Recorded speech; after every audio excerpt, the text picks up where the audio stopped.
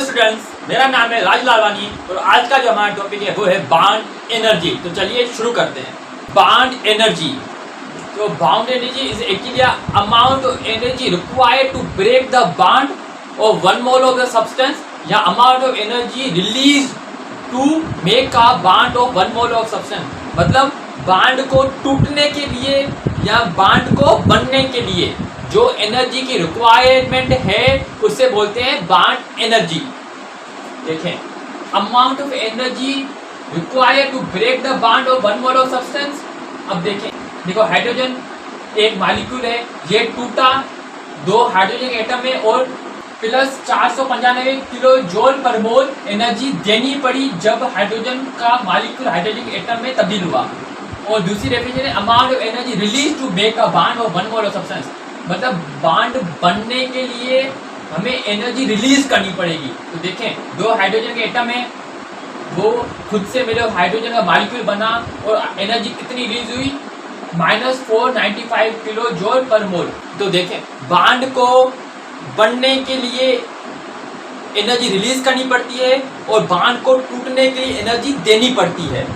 तो आप देख सकते हैं यहाँ पे प्लस की साइन है और यहाँ पे माइनस की साइन है। तो ऐसा क्यों? वैल्यूज तो सेम है, तो माइनस और प्लस की साइन क्यों? प्लस की साइन शो करती है एंडोथर्मिक रिएक्शन और माइनस की साइन शो करती है एक्सोथर्मिक रिएक्शन।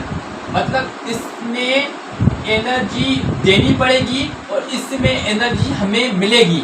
तो इसमें हमें एनर्जी देनी पड़ रही है जिसमें बॉन्ड ब्रेक हो रहा है और जिसमें बॉन्ड बन रहा है उसमें हमें एनर्जी मिलेगी। तो इस वजह से नेगेटिव और पॉजिटिव साइन आती है। तो चलिए अब डिस्कस करते हैं कौन से फैक्टर्स बॉन्ड एनर्जी में इफेक्ट करते हैं। तो चलिए देखते हैं। Bond energy is directly proportional to ionic characters, polarity, electronegativity difference. तो देखें, हाइड्रोजन फ्लोराइड और हाइड्रोजन क्लोराइड का हम कंपैरिजन करेंगे कि किसकी बॉन्ड एनर्जी ज़्यादा है और किसकी बॉन्ड एनर्जी ज़्यादा क्यों है। तो देखें, हाइड्रोजन क्लोराइड है तो इसके दोनों के बीच में इलेक्ट्रोनेगेटिव डिफरेंस आ रहा है 1.9 और हाइड्रोक्लोरिक एसिड है, इनके बीच में इलेक्ट्रोनेगेटिव डिफरेंस आ रहा है 0.9। तो देखें 1.9 तो ज़्यादा होगा ना 0.9 से। तो अगर 1.9 ज़्यादा है तो इसकी बॉन्ड एनर्जी ज़्यादा है क्योंकि डायरेक्टली प्रोपोर्शनल है और इसकी जो इलेक्ट्रोनेगेटिव डिफरेंस कम है मतलब बॉन्ड एनर्जी कम है। तो यही रीज़न है हाइड्रोजन फ्लोराइड की बॉन्ड एनर्जी ज़्यादा है as compare bond energy of hydrochloric acid. तो देखिए, bond energy is inversely proportional to bond length. तो बॉन्ड लेंथ क्या है?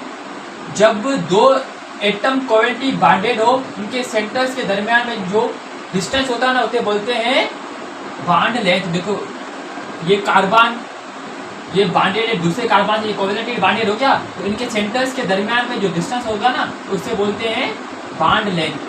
और बॉन्ड एनर्जी और बॉन्ड लेंथ अपने क्या रिलेशन है? इनवर्सली प्रोपोर्शनल है। तो देखें, ट्रिपल बॉन्ड की बॉन्ड एनर्जी ज़्यादा है डबल बॉन्ड से। ऐसा क्यों? क्योंकि ट्रिपल बॉन्ड की बॉन्ड लेंथ कम है। तो ट्रिपल बॉन्ड की बॉन्ड लेंथ कम है, इस वजह से बॉन्ड एनर्जी ज़्यादा है और डबल बॉन्ड की बॉन्ड लेंथ ट्रिपल बॉन्ड से ज़्यादा है, इस वजह से इसकी बॉन्ड एनर्जी कम है। तो चलिए स्टूडेंट्स, आज का हमारा बॉन्ड एनर्जी का टॉपिक खत्म होता है।